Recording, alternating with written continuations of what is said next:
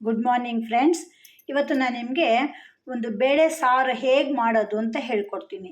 ನೀವೆಲ್ಲ ಅನ್ಕೊಬೋದು, ಬೇಳೆ ಸಾರು ನಾವು ದಿನಾಗಲೂ ಮಾಡ್ತೀವಿ, ಅದರಲ್ಲಿ ಏನು ವಿಶೇಷ ಅಂತ. ಸಾಮಾನ್ಯ ಸಾರು ಎಷ್ಟೇ ಚೆನ್ನಾಗಿ ಮಾಡಿದ್ರೂ ರುಚಿನೇ ಬರಲ್ಲ ಅಂತಂತಾರೆ. ಆಮೇಲೆ ಮಿಕ್ಕೋಗತ್ತೆ, ಬಿಸಾಕ್ಬಿಡ್ತೀವಿ, ರುಚಿನೇ ಇರಲ್ಲ. ಇವಾಗ ನಾನು ನಿಮಗೊಂದು ಟ್ರಿಕ್ ಹೇಳ್ಕೊಡ್ತೀನಿ. ಈ ಒಂದು ಟ್ರಿಕ್ ಉಪಯೋಗಿಸಿದ್ರೆ ನಿಮಗೆ ಹೇಗೆ ಮಾಡಿ ಆ ಸಾರು ತುಂಬ ಟೇಸ್ಟಿಯಾಗಿ ಬರುತ್ತೆ. ಹೇಳ್ತಾರೆ, ಅಯ್ಯೋ ನಮ್ಮಮ್ಮ ಎಷ್ಟು ಚೆನ್ನಾಗಿ ಅಡುಗೆ ಮಾಡ್ತಿದ್ರು, ನಮ್ಗೆ ಯಾಕೆ ಆ ರುಚಿ ಬರ್ತಾ ಇಲ್ಲ ಅಂತ. ಇವಾಗ ನಾನೊಂದು ಫ್ರೆಂಡ್ಸ್ ಒಂದು ಮಾತು ಹೇಳ್ತೀನಿ, ಎಲ್ಲ ಏನಕ್ಕೆ ಕಷ್ಟಪಡ್ತಿರೋದು, ಒಂದು ಸ್ವಲ್ಪ ಊಟ ಮಾಡೋದಕ್ಕೋಸ್ಕರ. ಆ ಊಟಕ್ಕೆ ನಾವು ಅರ್ಜೆಂಟಾಗಿ ಏನೋ ಒಂದು ಹಾಕಿ ಮಾಡಿ ಬೇಯಿಸ್ಬಿಟ್ಟು ಅದು ರುಚಿ ಇಲ್ದಂಗೆ ಆಗೋಗುತ್ತೆ ಅಲ್ವಾ. ಸೊ ಮಧ್ಯಾಹ್ನ ಡಬ್ಬಿಗೂ ಕಟ್ಕೋಬೇಕು, ಬೆಳಗ್ಗೆನೂ ತಿನ್ನಬೇಕು, ಇದು ಚೆನ್ನಾಗಿರುತ್ತೆ. ಈ ಒಂದು ಪದಾರ್ಥ ಇದಕ್ಕೊಂದು ಹಾಕಿದ್ರೆ ಎಕ್ಸ್ಟ್ರಾ ಎಂಥ ಬೇಳೆ ಸಾರು ಕೂಡ ತುಂಬ ಚೆನ್ನಾಗಿರುತ್ತೆ. ಸೊ ತಡ ಮಾಡದೆ ಸ್ಟಾರ್ಟ್ ಮಾಡೋಣ. ಅದಕ್ಕೂ ಮುಂಚೆ ನನ್ನ ಚಾನಲ್ನ ದಯವಿಟ್ಟು ಸಬ್ಸ್ಕ್ರೈಬ್ ಮಾಡಿ, ಶೇರ್ ಮಾಡಿ, ಲೈಕ್ ಮಾಡಿ. ಸರಿ, ಬೇಳೆ ಸಾರು ಸ್ಟಾರ್ಟ್ ಮಾಡೋಣ. ಮೊದಲಿಗೆ ಕುಕ್ಕರ್ಗೆ ಒಂದು ಸ್ವಲ್ಪ ನೀರನ್ನು, ಒಂದೂವರೆ ಲೋಟದಷ್ಟು ನೀರನ್ನು ಹಾಕ್ಕೊಂಬೋಣ. ಅದಕ್ಕೆ ನಾವು ತೊಳೆದಿಟ್ಕೊಂಡಿರುವಂತಹ ತೊಗರಿ ಬೇಳೆನ ಹಾಕ್ಕೊಂಬೋಣ. ನೋಡಿ, ತೊಗರಿ ಬೇಳೆನ ಹಾಕ್ಕೊಂಡಿದ್ದೀವಿ. ಇದಕ್ಕೆ ಒಂದು ಚಿಕ್ಕದಾದಂಥ ಒಂದು ಈರುಳ್ಳಿನ ಹಾಕ್ಕೊಂಡಿದ್ದೀನಿ. ಇದಕ್ಕೆ ಟೊಮೆಟೊನ ಕೂಡ ಹಾಕ್ಕೊಂಡಿದ್ದೀನಿ. ಇದಕ್ಕೆ ಒಂದು ಚಿಟಿಕೆಯಷ್ಟು ಅರಿಶಿನದ ಪುಡಿಯನ್ನು ಹಾಕ್ಕೊಂಬೋಣ.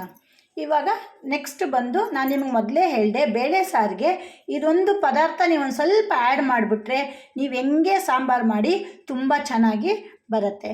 ಅದೇನಪ್ಪ ಅಂತಂದರೆ ಹೆಸರುಬೇಳೆ.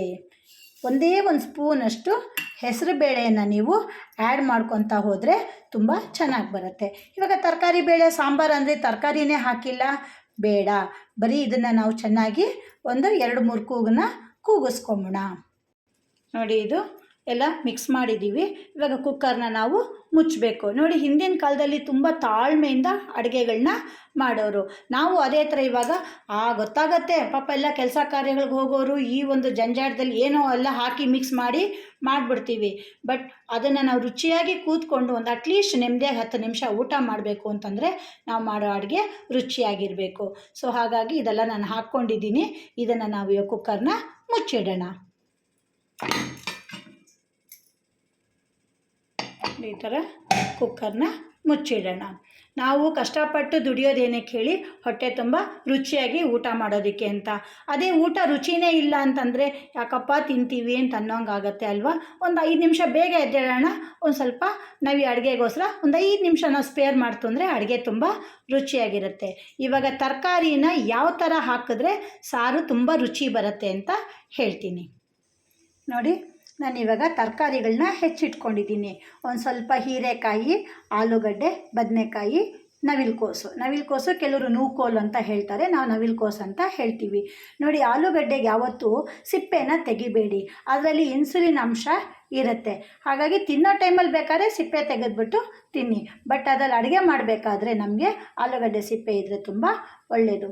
ಇವಾಗ ನಾನು ಆವಾಗಲೇ ಹೇಳ್ದಂಗೆ ಕುಕ್ಕರ್ಗೆ ಹಾಕ್ಬಿಟ್ರೆ ಎಲ್ಲ ಪಿಚ್ಚಿ ಆಗೋಗುತ್ತೆ, ಒಂಥರ ಮೆತ್ತಗಾಗೋಗುತ್ತೆ, ತಿನ್ನೋಕ್ಕೆ ಅಷ್ಟು ರುಚಿ ಇರಲ್ಲ.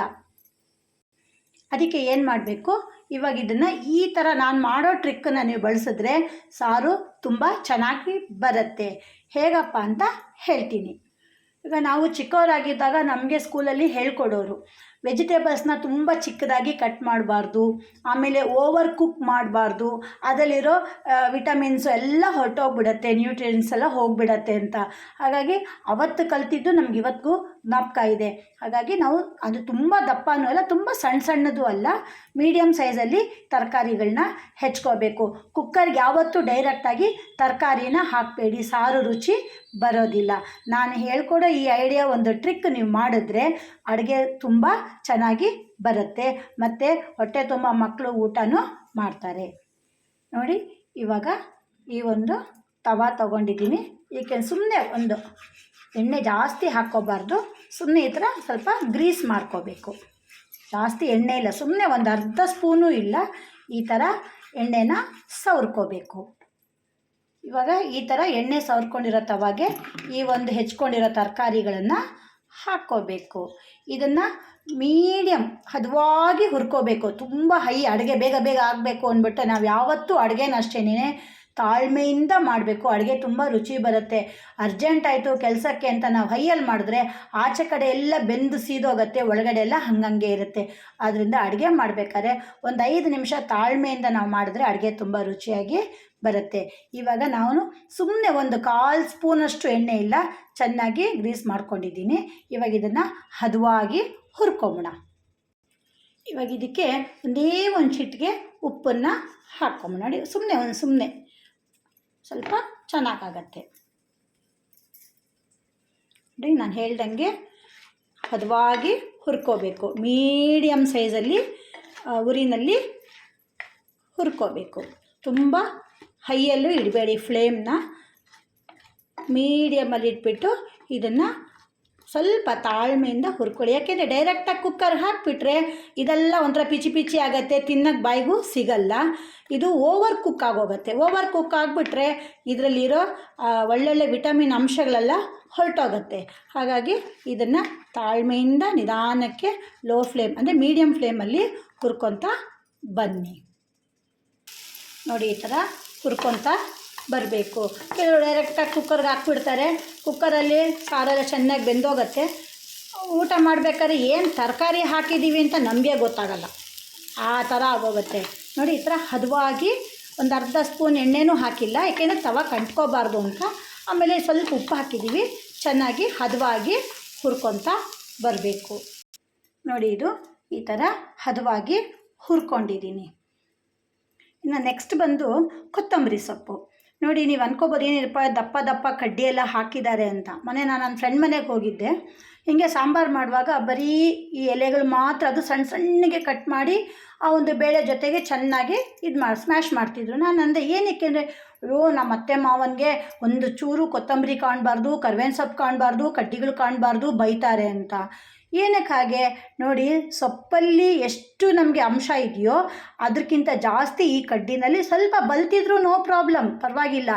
ಇದನ್ನು ನಾವೇನು ಮಾಡಬೇಕು, ಈ ಒಂದು ಕಡ್ಡಿನೆಲ್ಲ ನಾವು ಜಜ್ಜಿಕೊಂಡು ಸಣ್ಣದಾಗಿ ಕಟ್ ಮಾಡೋದೇ ಬೇಡ, ಹಾಗಂಗೆ ಜಜ್ಜಿಕೊಂಡು ಆ ಕಡ್ಡಿನ ನಾವು ಸಾಂಬಾರ್ಗೆ ಹಾಕಿದ್ರೆ ಸಾಂಬಾರು ತುಂಬ ಚೆನ್ನಾಗಿ ಬರುತ್ತೆ. ನೋಡಿ, ಕೊತ್ತಂಬರಿ ಸೊಪ್ಪು ಕಡ್ಡಿ ಎಲ್ಲನೂ ಹೇಗೆ ಜಜ್ಕೊಂಡಿದ್ದೀನಿ. ಇವಾಗ ಇದನ್ನು ಹಾಗೆ ಸಾಂಬಾರ್ಗೆ ಹಾಕಿದ್ರೆ ತುಂಬ ಚೆನ್ನಾಗಿ ಬರುತ್ತೆ. ಅದೇ ಅಂತೀವಿ ಎಲ್ಲ ಹಾಕಿದ್ದೀವಿ, ಯಾಕೋ ಸಾರು ರುಚಿನೇ ಬರ್ತಿಲ್ಲ.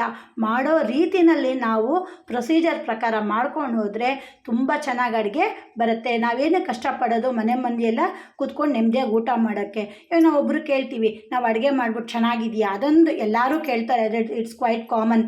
ನಾವು ಮಾಡಿರೋ ಅಡುಗೆ ಚೆನ್ನಾಗಿದೆಯಾ. ಕೆಲವ್ರು ಹೇಳ್ತಾರೆ ಇಷ್ಟ ಇಲ್ಲದೆ ಇದ್ರೂ ವಾವ್ ತುಂಬ ಚೆನ್ನಾಗಿ ಮಾಡಿದ್ದೀರಾ ಅಂತಾರೆ. ಇನ್ನು ಕೆಲವರು ಅಯ್ಯೋ ಯಾಕೋ ಸಾರು ಟೇಸ್ಟೇ ಬಂದಿಲ್ಲ. ಮನೇಲಿ ಹೇಳಿಬಿಡ್ತಾರೆ ಗಂಡ್ಮಕ್ಳು, ಏನೋ ಇವತ್ತು ಸಾರು ಚೆನ್ನಾಗಿ ಬಂದಿಲ್ಲ ಅಂತ. ಅದಕ್ಕೆ ನಾವು ಮಾಡೋ ಪ್ರಕಾರ ನಾವು ಮಾಡಿದ್ರೆ ಹೇಗಿದ್ರೂ ಸಾರು ತುಂಬ ಚೆನ್ನಾಗಿ ಬರುತ್ತೆ. ನಾನು ನಿಮ್ಗೆ ಆವಾಗಲೇ ಅಂದೆ, ತೊಗರಿಬೇಳೆ ಜೊತೆಗೆ ನಾವು ಈ ಒಂದು ಪದಾರ್ಥ ಮಿಕ್ಸ್ ಮಾಡಿದ್ರೆ ಸಾರು ತುಂಬ ಚೆನ್ನಾಗಿ ಬರುತ್ತೆ. ಅಂದರೆ ಯಾವುದಂದರೆ ಒಂದೂವರೆ ಸ್ಪೂನ್ ಹೆಸರು ಬೇಳೆ. ಯಾಕೆಂದರೆ ಅದು ಕಟ್ಟು ಚೆನ್ನಾಗಿ ಬಿಡುತ್ತೆ, ಸಾರು ತುಂಬ ಟೇಸ್ಟ್ ಕೂಡ ಕೊಡುತ್ತೆ. ಇವಾಗ ನಾವು ಕೊತ್ತಂಬರಿ ಸೊಪ್ಪನ್ನ ನಾವು ಜಜ್ಕೊಂಡಿದ್ದೀವಿ. ಇವಾಗ ನೆಕ್ಸ್ಟು ಕರ್ಬೇವಿನ ಸೊಪ್ಪು. ಇದನ್ನು ಕೂಡ ಹಾಗೆ ಕಡ್ಡಿಯಿಂದ ಇದು ಎಲೆಗಳನ್ನ ಸಪ್ರೇಟ್ ಮಾಡಬೇಡಿ. ಕಡ್ಡಿನಲ್ಲಿ ಕೂಡ ಅಷ್ಟೇ ಟೇಸ್ಟ್, ಪರಿಮಳ, ಘಮ ತುಂಬ ಇರುತ್ತೆ. ಹಾಗಾಗಿ ಇದನ್ನು ಕೂಡ ಸುಮ್ಮನೆ ಒಂದು ತಟ್ಬಿಟ್ಟು ಅದನ್ನು ಜಜ್ದಂಗೆ ಮಾಡಿಕೊಂಡು ಇದನ್ನು ಕೊತ್ತಂಬರಿ ಕರಿಬೇವನ್ನ ರೆಡಿಯಾಗಿ ಇಟ್ಕೊಳ್ಳಿ. ಎಂಥ ಸಾಂಬಾರು ಕೂಡ ತುಂಬ ಟೇಸ್ಟಾಗಿ ಬರುತ್ತೆ. ನೋಡಿ, ಈಗ ಕರ್ಬೇವಿನ ಸೊಪ್ಪು ಕೂಡ ಸುಮ್ಮನೆ ಹದವಾಗಿ ಜಜ್ಕೊಂಡಿದ್ದೀನಿ. ಕೆಲವ್ರ ಮೇಲೆ ಕೊತ್ತಂಬರಿ ಸೊಪ್ಪು ಕರ್ಬೇವಿನ ಸೊಪ್ಪು ತರ್ತಿದ್ದಂಗೆನೇ ಪಟ ಸಿಪ್ಪೆ ಎಲ್ಲ ತೆಗೆದುಬಿಡ್ತಾರೆ. ಎಲ್ಲ ಬರೀ ಎಲೆಗಳನ್ನೆಲ್ಲ ತೆಗೆದುಬಿಟ್ಟು ಕವರಲ್ಲಿ ಹಾಕ್ಕೊಂಡ್ಬಿಡ್ತಾರೆ. ಕೊತ್ತಂಬರಿ ಸೊಪ್ಪು ಅಷ್ಟೇ, ಬರೀ ಎಲೆಗಳನ್ನೆಲ್ಲ ತೆಗೆದು ಕವರಲ್ಲಿ ಹಾಕ್ಕೊಂಡು ಬಿಡ್ತಾರೆ. ಬೇಡ, ಕಡ್ಡಿಗಳಲ್ಲೂ ತುಂಬ ಸಾರಾಂಶ ಇದೆ. ಕರ್ಬೇವಿನ ಸೊಪ್ಪಾಗಲಿ ಕೊತ್ತಂಬರಿ ಸೊಪ್ಪಾಗಲಿ ದಯವಿಟ್ಟು ಯಾರು ಕಡ್ಡಿಗಳನ್ನ ವೇಸ್ಟ್ ಮಾಡಬೇಡಿ. ಅದನ್ನು ನೀವು ಮಾಡೋ ಅಂತಹ ಸಾಂಬಾರ್ಗೆ ಹಾಕಿದ್ರೆ ಪರಿಮಳ, ಟೇಸ್ಟು ತುಂಬ ಚೆನ್ನಾಗಿ ಬರುತ್ತೆ. ನೋಡಿ, ಇವಾಗ ಕುಕ್ಕರು ತಣ್ಣಗಾಯಿತು. ಆ ಬೇಳೆ ಟೊಮೆಟೊ ಎಲ್ಲ ಏನು ಬೇಯಿಸ್ಕೊಂಡಿದ್ವಿ ಅದ್ರದ್ದು ಕಟ್ಟನ್ನು ತೆಗೆದಿಟ್ಕೊಂಡಿದ್ದೀನಿ. ಅದ್ರದ್ದು ನೀರನ್ನ ಸಪ್ರೇಟ್ ಮಾಡಿ ಇಟ್ಕೊಂಡಿದ್ದೀನಿ. ಇವಾಗ ನೋಡಿ, ಬೇಳೆ, ಟೊಮೆಟೊ, ಈರುಳ್ಳಿ ಎಲ್ಲ ಹಾಕಿದ್ದೀವಲ್ಲ, ಇದನ್ನು ನಾವು ಚೆನ್ನಾಗಿ ಸ್ಮ್ಯಾಶ್ ಮಾಡ್ಕೊಬೇಕು. ಚೆನ್ನಾಗಿ ಹದವಾಗಿ ಚೆನ್ನಾಗಿ ಸ್ಮ್ಯಾಶ್ ಮಾಡ್ಕೋಬೇಕು. ನೋಡಿ, ಇದರಲ್ಲಿ ನಾನು ಆವಾಗಲೇ ಹೇಳ್ದಂಗೆ ತೊಗರಿಬೇಳೆ ಜೊತೆಗೆ ಒಂದೇ ಒಂದು ಸ್ಪೂನು ಅಥವಾ 1.5 ಸ್ಪೂನು ಹೆಸರುಬೇಳೆ ಹಾಕಿ ಕಟ್ಟು ಚೆನ್ನಾಗಿ ಬಿಡತ್ತೆ. ಸಾರು ತುಂಬ ರುಚಿಯಾಗಿ ಇರುತ್ತೆ. ಇದನ್ನು ಚೆನ್ನಾಗಿ ಇವಾಗ ಸ್ಮ್ಯಾಶ್ ಮಾಡ್ಕೊತೀನಿ. ನೋಡಿ, ಇದು ಚೆನ್ನಾಗಿ ಸ್ಮ್ಯಾಶ್ ಮಾಡಿ ಇಟ್ಕೊಂಡಿದ್ದೀನಿ. ಇವಾಗ ಇದಕ್ಕೆ ಒಂದೊಂದಾಗಿ ನಾವು ಪದಾರ್ಥಗಳನ್ನು ಹಾಕ್ಕೊತ ಬರೋಣ. ಇದಕ್ಕೆ ಹುಳಿ ಉಪ್ಪು ಖಾರನ ನಾವು ಸೇರಿಸ್ಕೊತಾ ಬರೋಣ. ಇದಕ್ಕೆ ಒಂದು ಸ್ವಲ್ಪ ಉಪ್ಪನ್ನು ಹಾಕ್ಕೊಂಬೋಣ. ನಾವು ತರಕಾರಿ ಹುರ್ಕೊಳ್ಬೇಕಾದ್ರೆ ಒಂದು ಚಿಟಿಕೆ ಉಪ್ಪು ಹಾಕಿದ್ದೀವಿ, ಸ್ವಲ್ಪ ನೋಡಿಕೊಂಡು ಹಾಕಿ. ಇವಾಗ ಇದಕ್ಕೆ ಒಂದು ಸ್ವಲ್ಪ ಹುಣಸೆಹಣ್ಣು ರಸನ ಹಾಕ್ಕೊಂಬೋಣ. ತುಂಬ ಚೆನ್ನಾಗಿರುತ್ತೆ. ಟೊಮೆಟೊನೂ ಹಾಕಿದ್ದೀನಿ, ಒಂದು ಸ್ವಲ್ಪ ಹುಣಸೆಹಣ್ಣು ಕೂಡ ಹಾಕ್ಕೊಂಬೋಣ. ಇದು ನೆಕ್ಸ್ಟು ಹುಳಿ ಉಪ್ಪಾಯಿತು. ಇವಾಗ ಖಾರ, ಸಾಂಬಾರು ಪೌಡ್ರು ಹಾಕ್ಕೋತೀವಿ. ಇವಾಗ ನಾವು ಇದಕ್ಕೆ ಹುಣಸೆಹಣ್ಣು ಹಾಕಿರೋದ್ರಿಂದ ಸುಮ್ಮನೆ ಒಂದೇ ಒಂದು ಸ್ವಲ್ಪ ಬೆಲ್ಲವನ್ನು ಹಾಕ್ಕೊಂಬೋಣ, ಜಾಸ್ತಿ ಬೇಡ. ಇವಾಗ ಮೇಯ್ನ್ ಬಂದುಬಿಟ್ಟು ಜಜ್ಕೊಂಡಿರೋಂತಹ ಕೊತ್ತಂಬರಿ ಕರಿಬೇವನ್ನು ಹಾಕ್ಕೊಂಬೋಣ. ಯಾರೋ ಹೆಚ್ಚಿ ಸಣ್ಣ ಸಣ್ಣಗೆಲ್ಲ ಮಾಡಬೇಡಿ. ಆ ಕಡ್ಡಿನ ಹೆಚ್ಚಿ ಹಾಕೋದ್ರಿಂದ ನಮಗೇನು ಇದು ಬರೋಲ್ಲ. ಜಜ್ಬೇಕು. ಇದನ್ನು ಕಡ್ಡಿನ ಯಾರು ಬಿಸಾಕಕ್ಕೆ ಹೋಗಬೇಡಿ. ಇವಾಗ ಇದನ್ನು ಚೆನ್ನಾಗಿ ಮಿಕ್ಸ್ ಮಾಡ್ಕೊಂಬೋಣ. ಮಿಕ್ಸ್ ಮಾಡ್ಕೋತಾ ಬಂದ್ಬಿಟ್ಟು ಇವಾಗ ನಾವೇನು ಕಟ್ಟು ಬಗ್ಸಿಟ್ಕೊಂಡಿದ್ದೀವಿ ನೋಡಿ, ಈ ಕಟ್ಟನ್ನು ನಾವು ಇದಕ್ಕೆ ಹಾಕ್ಕೊಂಬೋಣ. ಈ ಒಂದು ಸಾಂಬಾರು ನಾವೇನು ಮಾಡ್ತಿದ್ದೀವಿ ನೋಡಿ, ಎಳೆ ಮಕ್ಕಳು ಒಂದು ವರ್ಷದ ಮಗುಗೆ ನಾವು ಊಟ ಮಾಡಿಸ್ಬೇಕು ಅಂತೀವಲ್ವ, ಈ ಚೆನ್ನಾಗಿ ಸಾರೆಲ್ಲ ಮಾಡಿದ್ಮೇಲೆ ಮೇಲೆ ನೀರು ಇರುತ್ತಲ್ಲ, ಅದ್ರಲ್ಲಿ ಕೂಡ ಸ್ವಲ್ಪ ತುಪ್ಪ ಹಾಕಿ ಮಕ್ಕಳಿಗೆ ಚೆನ್ನಾಗಿ ಮಗುಗೆ ಕಿವುಚಿ ತಿನ್ನಿಸಿದ್ರೆ ಮಕ್ಕಳಿಗೆ ತುಂಬ ಆರೋಗ್ಯವಾಗಿ ಇರುತ್ತೆ. ನೋಡಿ, ಇದು ಕುದೀತಾ ಬಂತು.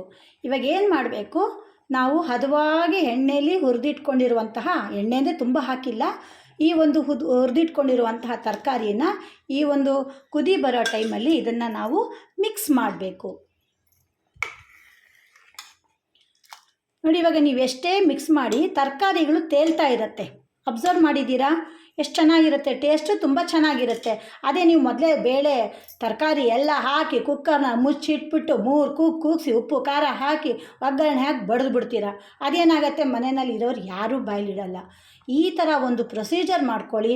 ತೊಗರಿಬೇಳೆ ಜೊತೆಗೆ ಒಂದು ಅರ್ಧ ಸ್ಪೂನೋ ಅಥವಾ 1 ಸ್ಪೂನೋ ಹೆಸರುಬೇಳೆ ಹಾಕಿ ಹದವಾಗಿ ಹುರ್ಕೊಂಡಿರುವಂತಹ ತರಕಾರಿ, ಇದನ್ನು ಹದವಾಗಿ ಹುರ್ಕೋಬೇಕು. ಏನೋ ಹೇಳಿದ್ರು ಅಂದ್ಬಿಟ್ಟು ಹೈ ಫ್ಲೇಮಲ್ಲಿ ಬೇಗ ಬೇಗ ಮಾಡೋದಲ್ಲ. ಹದವಾಗಿ ಇದನ್ನು ತಾಳ್ಮೆಯಿಂದ ಹುರ್ಕೊಂಡು ಈ ಒಂದು ಕುದಿ ಬರುವಂತಹ ಸಾಂಬಾರಿಗೆ ಅಟ್ಲೀಸ್ಟ್ ಒಂದು 3 to 4 ಮಿನಿಟ್ಸ್ನ ಕುದಿಯೋಕ್ಕೆ ಬಿಡಿ, ಬೇಯತ್ತೆ. ಇದಕ್ಕೆ ನಾನು ಜಜ್ಜಿರುವಂತಹ ಕೊತ್ತಂಬರಿ ಸೊಪ್ಪು, ಕರಿಬೇವಿನ ಸೊಪ್ಪು ಕೂಡ ಹಾಕಿದ್ದೀನಿ. ಅವರೇನೋ ಅನ್ಕೋತಾರೆ, ಇವರೇನೋ ಅನ್ಕೋತಾರೆ. ನೋ, ಅದು ಯಾರು ಏನಾರು ಅಂದ್ಕೊಳ್ಳಿ. ಕೆಲವೊಂದು ಪದಾರ್ಥ ನೋಡೋಕ್ಕೆ ಚೆನ್ನಾಗಿರಬೇಕು, ಬಟ್ ಕೆಲವೊಂದು ತಿನ್ನೋಕ್ಕೂ ಚೆನ್ನಾಗಿರಬೇಕು. ಆದ್ದರಿಂದ ನಮಗೆ ನಾಲ್ಗೆಗೆ ರುಚಿ ಇರೋದ್ರಿಂದ ನಾವು ಇದನ್ನು ಜಜ್ಜಿ ಹಾಕೋಣ. ಅವರೇನೋ ಅನ್ಕೋತಾರೆ, ಇವರೇನೋ ಅನ್ಕೋತಾರೆ, ಯಾರೇನಾರು ಅಂದ್ಕೊಳ್ಳಿ, ನಮಗೆ ಸಾಂಬಾರು ತುಂಬ ರುಚಿಯಾಗಿ ಬರಬೇಕು. ಬೇಕಾದರೆ ತಿನ್ನಲಿಲ್ಲ ಪಕ್ಕಕ್ಕೆ ಇಟ್ಬಿಟ್ಟು ಸಾಂಬಾರು ರುಚಿಯಾಗಿರುತ್ತೆ. ಅನ್ನಕ್ಕೆ ಅಥವಾ ಇಡ್ಲಿಗೆಲ್ಲ ತುಂಬ ಚೆನ್ನಾಗಿ ಇರುತ್ತೆ. ನೋಡಿ, ಇದು ಇವಾಗ ಕುದೀತಾ ಇದೆ. ನೋಡಿ, ಅರೋಮಾ ಕೂಡ ತುಂಬ ಗಮ್ಮಂತ ಬರ್ತಾಯಿದೆ. ಆ ಕೊತ್ತಂಬರಿ ಸೊಪ್ಪು, ಕರಿಬೇವಿನ ಸೊಪ್ಪು, ಆ ಕಡ್ಡಿ ಆ ಒಂದು ಅದರೊಳಗಡೆ ಮಿಕ್ಸ್ ಆಗಿ ತುಂಬ ಒಳ್ಳೆ ಪರಿಮಳ ಬರ್ತಾಯಿದೆ.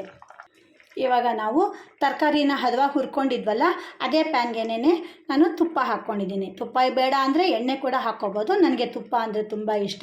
ಒಗ್ಗರಣೆಗೆ ನಾನು 1-1.5 ಸ್ಪೂನಷ್ಟು ತುಪ್ಪನ ಹಾಕಿದ್ದೀನಿ. ಏಕೆಂದರೆ ಇದು ನಮ್ಮ ದೇಹಕ್ಕೆ ತುಂಬ ಒಳ್ಳೆ ಫ್ಯಾಟ್ ಕಂಟೆಂಟ್ ಇರುವಂತಹ ತುಪ್ಪ, ತುಂಬ ಒಳ್ಳೆಯದು. ನೋಡಿ, ಇವಾಗ ನಾವು ಮಾಡಿರೋಂಥ ಸಾಂಬಾರು ಮರಳ್ತಾ ಇದೆ. ತುಂಬ ಒಳ್ಳೆ ಪರಿಮಳ ಕೂಡ ಬರ್ತಾ ಇದೆ. ನೋಡಿ, ಈಗ ತುಪ್ಪ ಬಿಸಿಯಾಗಿದೆ. ಇದಕ್ಕೊಂದು ಸ್ವಲ್ಪ ಸಾಸಿವೆಯನ್ನು ಹಾಕ್ಕೊಂಬೋಣ. ನೋಡಿ, ಇವಾಗ ಸಾಸಿವೆ ಚಡ್ಚಡ ಅಂತಿದೆ. ಇದಕ್ಕೆ ಜೀರಿಗೆನ ಹಾಕ್ಕೊಂಬೋಣ. ಜೀರಿಗೆ ಹಾಕ್ಕೊಂಡಷ್ಟು ತುಂಬ ರುಚಿ ಜಾಸ್ತಿ. ಇದಕ್ಕೆ ಇವಾಗ ಇಂಗು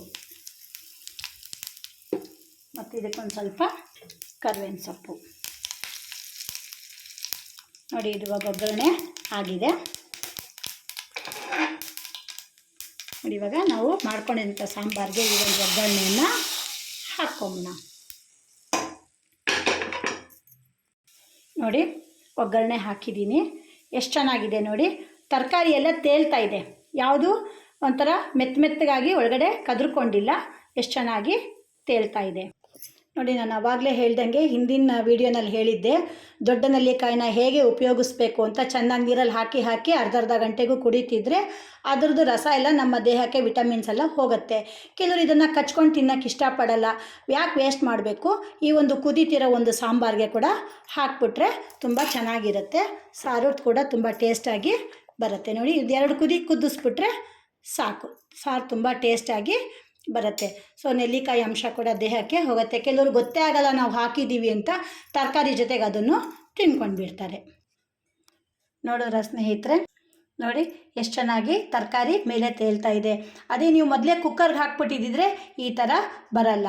ತಿನ್ನೋರ್ಗೂ ಸಾರಿನ ಜೊತೆಗೆ ಈ ಒಂದು ತರಕಾರಿ ನಾವು ಮಾಡಿಸ್ಕೊಂಡು ತಿನ್ಬೋದು, ತುಂಬ ಚೆನ್ನಾಗಿರುತ್ತೆ. ನೋಡಿ, ಕರಿಬೇವಿನ ಸೊಪ್ಪು ಕೂಡ ತೇಲ್ತಾ ಇದೆ.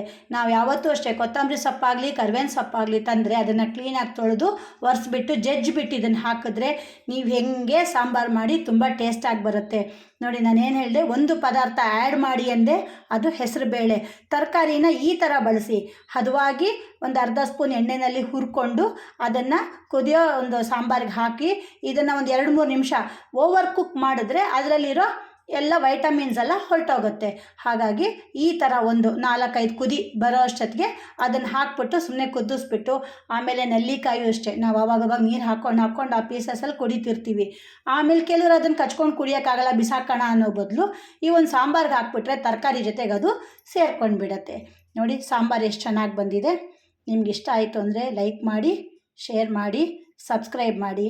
Thank you.